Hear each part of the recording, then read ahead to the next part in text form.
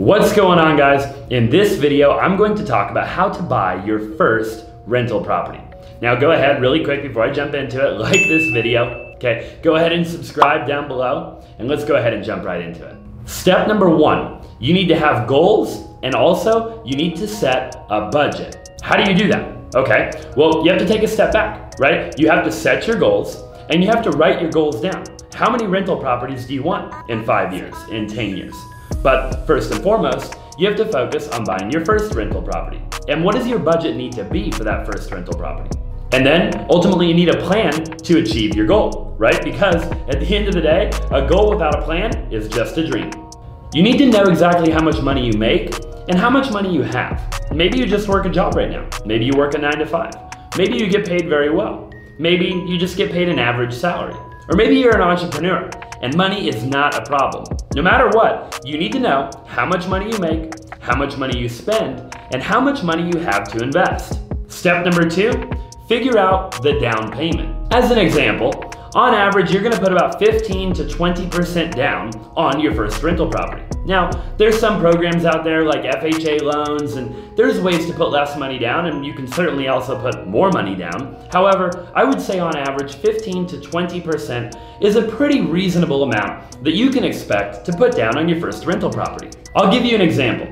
On a $100,000 property, you'll have to put down anywhere from $15,000 to $20,000 in cash, like we talked about before, as a down payment. So if you're sitting right there and you only have like $4,000 to $6,000 saved up, or maybe even a little bit less, or potentially even slightly more, but you're not really there at the 15 to 20% mark, then I would encourage you to keep saving. Don't get discouraged. Go ahead and just continue to save your money diligently until you do have the 15 to 20% down. All right, step number three, get pre-qualified. Okay, you have your goals, you have your budget, you've got your down payment figured out. Now you're ready to go ahead and get pre-qualified. Let's talk about how you can do that.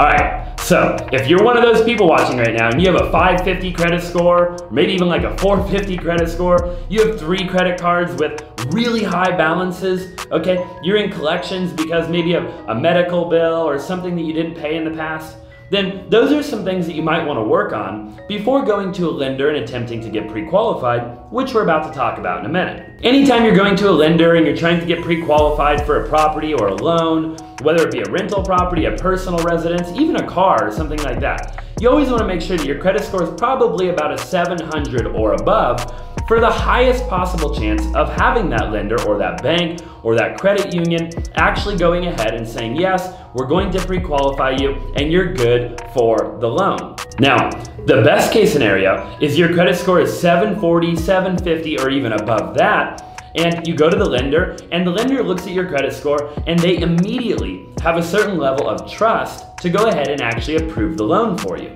But I'd always encourage you, if you have the capability, to go ahead and raise that credit score. There's a ton of videos on YouTube, and as a matter of fact, I think I've even personally made a couple of videos on how to increase your credit score. I'll attach that link down below somewhere or up above so you can check that out as well. All right, step number 4, go ahead and talk to a lender, right? You've got to call up a lender, you've got to Google some lenders, and in my personal experience, you're best off to get a referral from a friend or a family member or somebody else buying rental properties, AKA somebody that has exactly what you want, and talk to them. Ask them, what lender did they use? What was it like?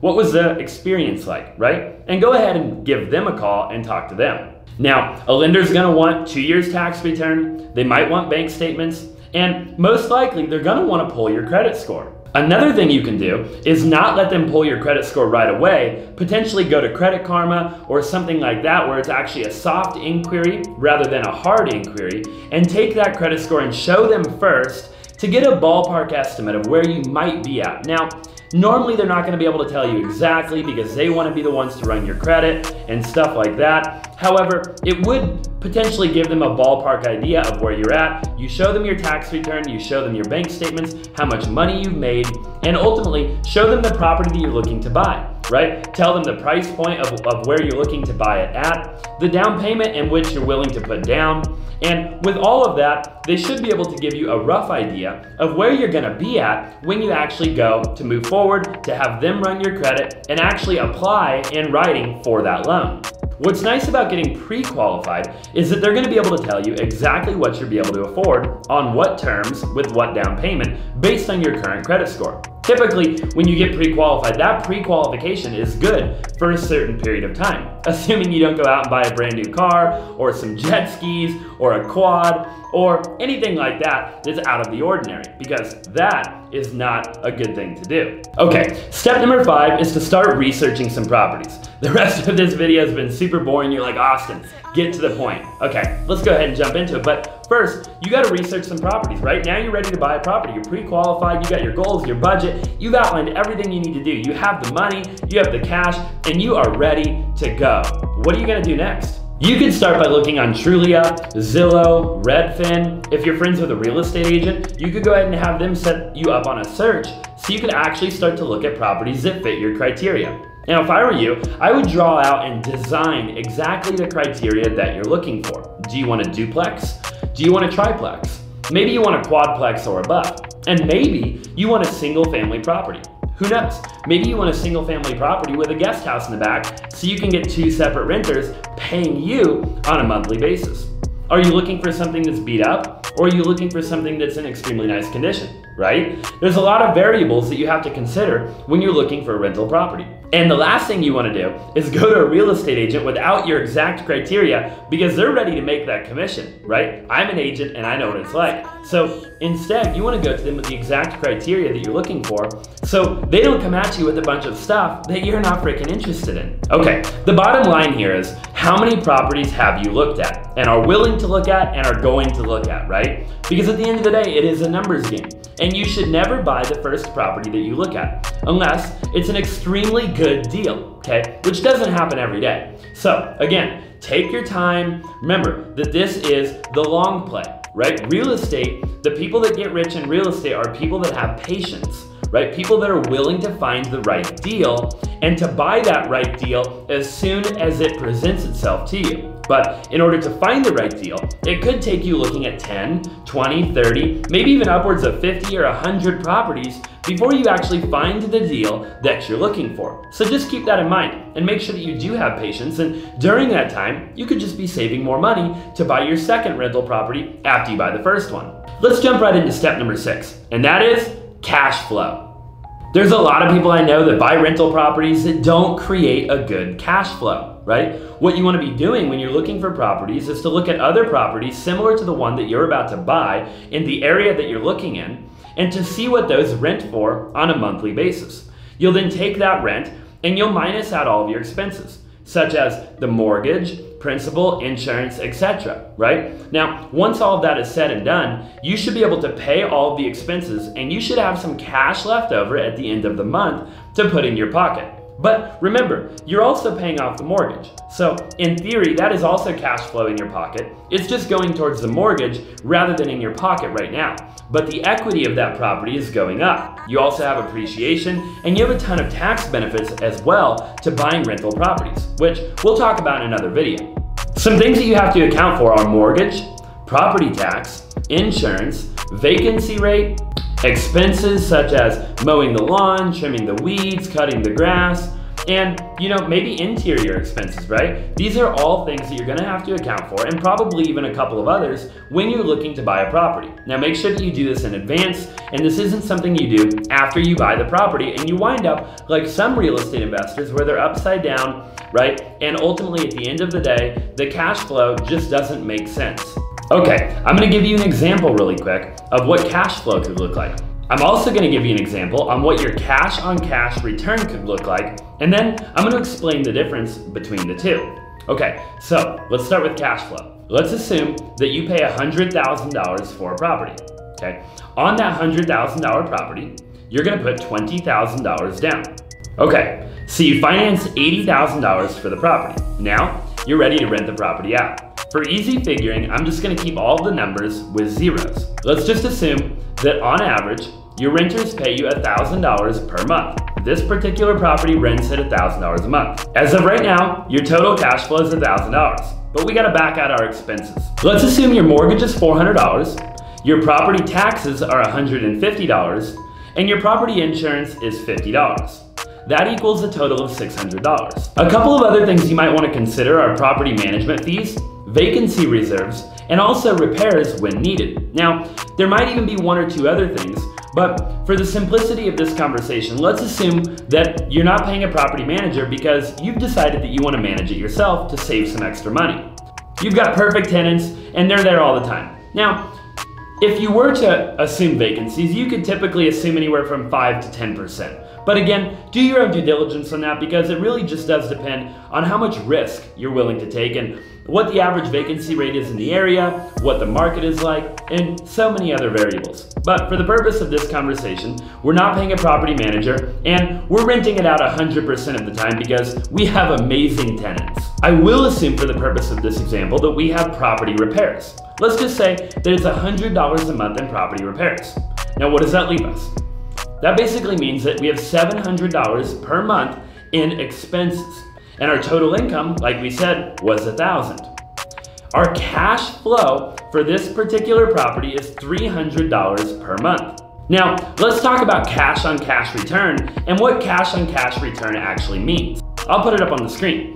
So basically, cash on cash return is what a lot of the investors are looking at. They're basically saying, of the cash that I put down on the property, what is my annual return rate gonna be on that cash? Now, in order to find this number, you have to take your cash flow number after all expenses. You have to multiply that by 12 because there's 12 months in the year. So take our 300, multiply it by 12, that gives us $3,600 per year in cash flow. We put $20,000 down on this property. You'll take the $3,600, you'll divide it by the $20,000, and you'll get an 18% cash on cash return for this particular investment. Now, 18% is extremely high. The reason that that number is so high for this particular scenario is because there were a couple of things that we didn't factor into the equation, such as property management and vacancies, and maybe even one or two other things. If you started to factor those in, you might be looking at more like a 10 to 12% cash on cash return. When you're looking at like index funds and stuff like that, you're looking at on average about a 7 or so percent cash on cash return over a long period of time, over a yearly basis. So again, our goal with real estate is to make more money cash on cash return than we would in maybe a mutual fund or a long-term index fund. And then also, what you're not factoring into this equation yet is depreciation, appreciation, and several other benefits of owning real estate. So again, already we have a better cash on cash return than we would in other investments, and we have not factored in some of the benefits that we get with the IRS by owning real estate. As you can see, that's why a lot of people make their money through real estate.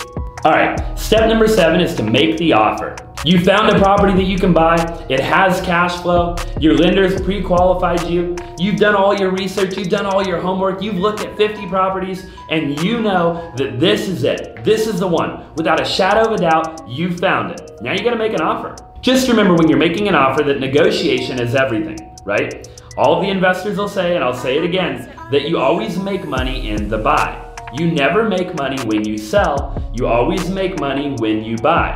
Write that down. Step number 8 is to go ahead and do your inspections and to calculate your closing costs and to ultimately close the deal. You want to get an inspector in there, you want to inspect all major things that the property could have wrong with it, especially on older properties.